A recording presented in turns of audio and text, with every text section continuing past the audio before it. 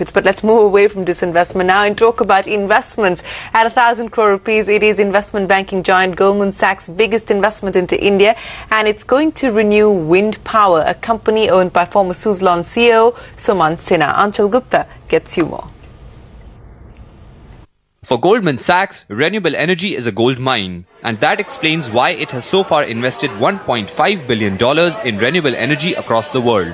So despite recent market volatility, the investment banking giant has pumped in 1,000 crore rupees, that's around $200 million into this space in India.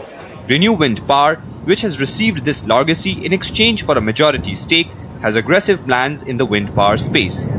We currently have 85 megawatts under construction, which will be up and running by June of next year.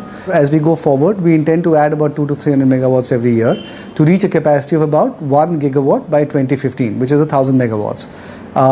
So fundamentally, most of this investment will go as capex into this sector.